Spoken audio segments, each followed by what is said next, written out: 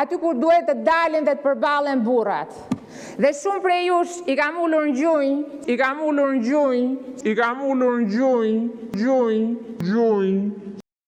Fjalën e ka zëvendës kryeministja zonja Belinda Balluku. Zonja Balluku.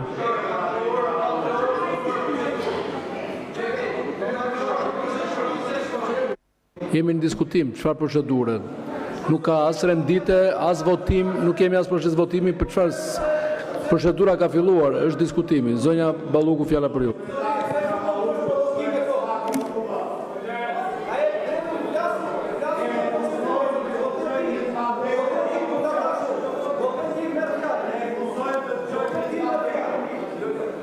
Niko ka filluar koha, fejnë që koha. Ju lutem zoti Balliu.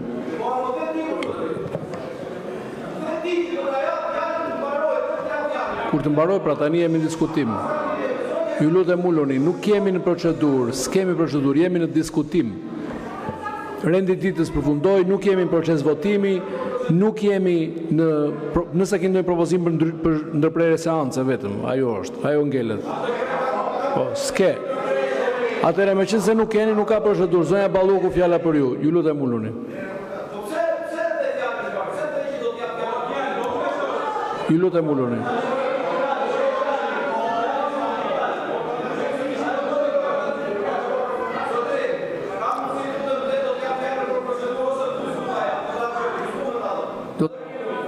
Do ta marrë procedurë kur të jetë momenti për procedurë. Tani jemi në diskutim. Ju lutem dëgjoni diskutimin. Ose lini sallën, zoti Bardhi.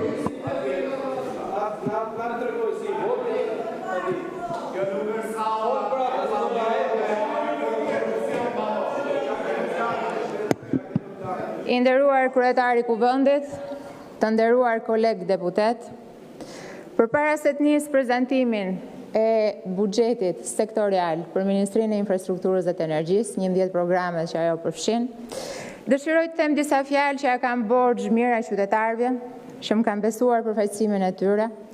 Më duhet të them disa fjalë jo për të kompensuar baltën, aludimet, gjysmë të vërtetat dhe gënjeshtrat e thëna me bollëk kotoko, por për detyrimin që kam ndaj kujdo në këtë vend që beson tek puna dhe jo tek balta. Nuk do dëgjoni kurrë nga unë akuza, sharje e as kërcënime për drejtësinë e re, edhe kur preken personalisht.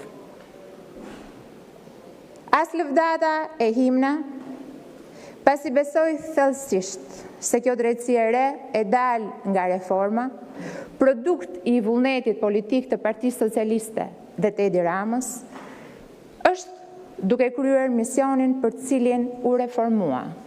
Patjetër, me pikat e saj të dobta, me pikat e saj të forta, por si gjithçka e re, konsolidohet dita ditës. Nuk do më dëgjoni kurrë të merrem me prokuror e gjyqtar, pasi secili prej tyre bën detyrën ashtu si e gjykon.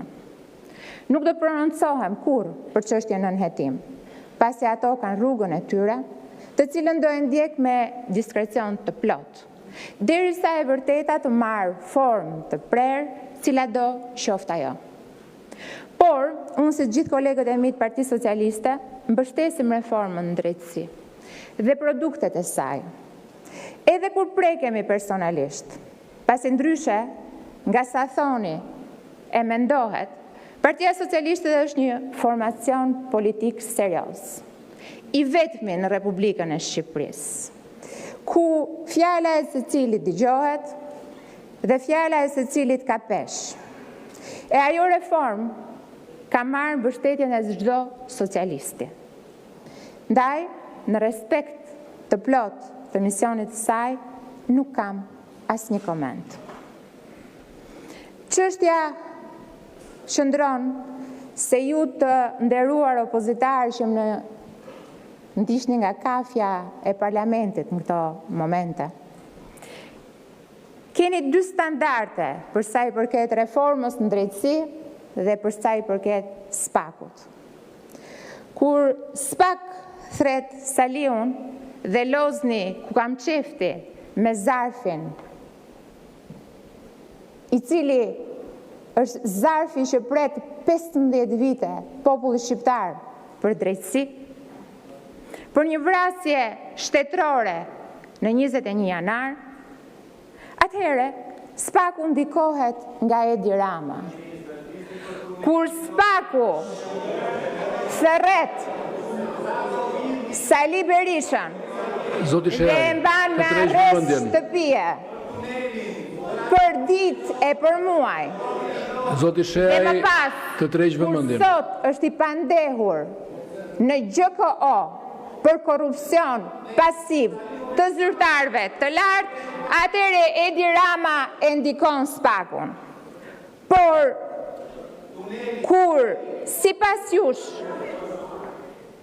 sigurisht që do të flas për gjitha, po ti ule pak atë zërin se e ke shqetësues në decibel, merret me majorancën, atëre ju bëheni martirët e drejtësisë, bëheni britma dhe klithma e saj. Deputet opozitar, detyra e një opozite është oferta politike e saj, ndryshe nga oferta politike e majorancës.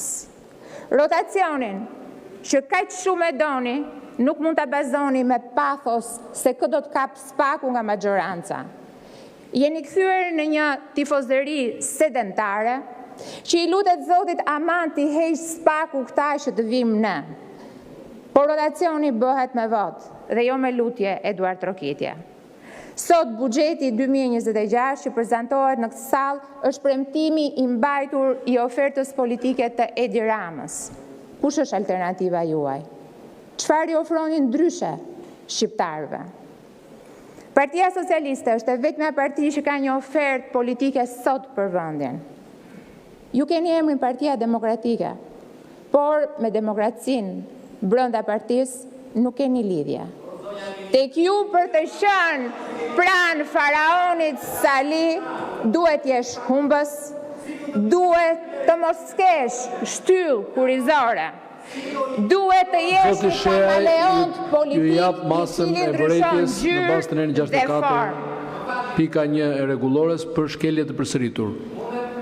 Jo, është duke folur, çfarë mundesh, tu nuk është kafene.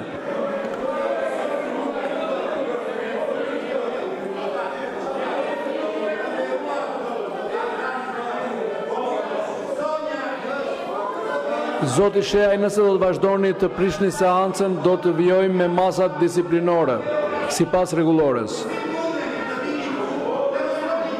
Zoti Sheaj, uluni.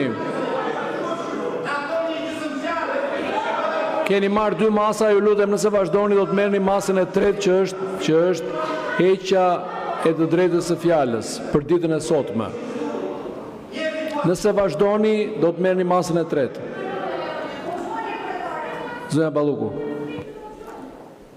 Faleminderit. Partia Socialiste është e vetmja parti që ka një ofertë politike sot për vendin. Ju keni emrin Partia Demokratike, por demokracinë brenda partisë nuk keni lidhje. Tek ju, për të qenë pranë faraonit Sali, duhet të mos kesh formë, shtyllë kurizore, të jesh një kamaleon që ndryshon madje qëndrim politik edhe brenda 24 orëve. Është normale ndoshta për llojin tuaj që të bëni këtë lloj opozite, që për të thënë të drejtën nuk është se nuk na vjen për shtat. Por, jo. Edhe ne do të dëshironim një opozitë më të mirë, një opozitë serioze, një opozitë që nuk e ka luftën personale me askënd, por e ka luftën ideologjike. Ja që nuk e kemi këtë mundësi, dhe unë personalisht e kam shumë të qartë pse jam në një sulm personal që nuk më ka nisur as sot, as ditën që shkova në SPAK, por ka kohë që më ka nisur. Pasi ju nuk e falni as suksesin politik, edhe as njeriu që punon. Madje, ju nuk i falni ata që dallojnë as brenda radhëve tuaja, pa përjashtuar askënd nga ky krah. Ju nuk falni 8 humbje në 12 vitet e fundit. Dhe ju, përmes sulmeve personale ndaj secilit prej ne, padyshim mbuloni dështimin tuaj. Dëgjova këtu një thirrje pak më parë dhe më bëri shumë përshtypje. Dikush u ngrit nga radhët tuaja dhe tha të mos speremi me familjarët.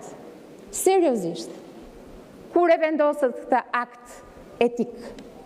Na njoftoni dhe ne, sepse ju nuk merreni thjesht me familjarët. Ju keni ngritur të vdekurit nga varri dhe i keni sjellë në përfoltore e në për parlamente. Unë jam përballur, kjo është hera e tretë, më duket? Zoti Sheaj, po prishni seancën, po pengoni kolegët të flasin, keni marrë 2 masa. Masa e tretë është heqja e drejtës fjalës, dhe pastaj mos thoni nuk ka hapësirë për të folur. Se nëse ju thyeni rregullore, unë jam i detyruar ta zbatoj rregulloren, s'mund të përdorim një standard të posaçëm për ju dhe një standard për të tjerët. Kështu që ju lutem, nëse vazhdoni, ky është paralajmërimi i fundit, do të merret masa, do hiqet fjala për ditën e sotme. Dhe nëse vazhdoni më tej, atëre zoti Sheaj në bazë të nenit 64, nenit 2, ju hiqet e drejta e fjalës për ditën e sotme. Ju lutem uluni për të mos kaluar te masa e 4.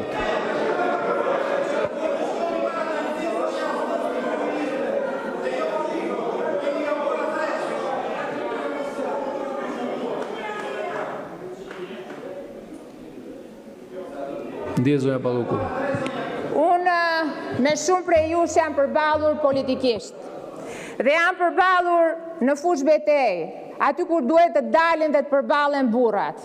Dhe shumë prej jush i kam ulur në gjunjë si ai që uluret.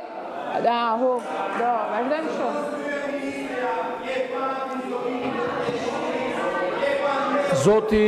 Zoti Sheaj, keni përsëritur disa herë shkeljen në bazë të nenit 64.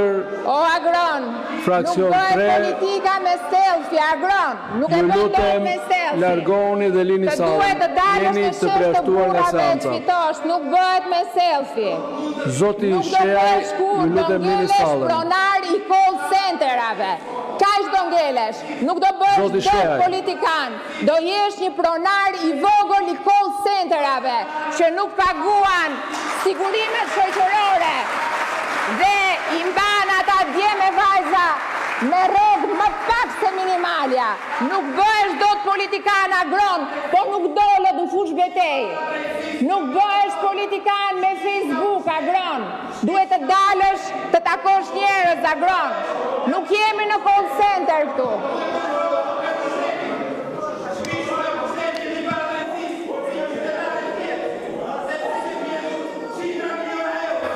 Zoti Sheaj, ju lutem lini sallën, keni marrë masën disiplinore të largimit nga seanca. Flito si burr. Ju lutem dilni. Ngele si soprano, flit si burr.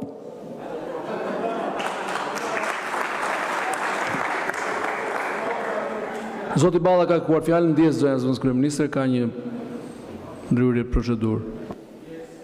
Zoti kryetari i kuvendit, keni dhënë një masë për deputet largohet nga salla. 4. Po pra, masën e fundit të ju referova. Kërkoj të bëhem 5 minuta pushim derisa deputeti largohet për të vazhduar normalisht seancën. 5 minuta pushim për t'i dhënë mundësi deputetit të lërë sallën.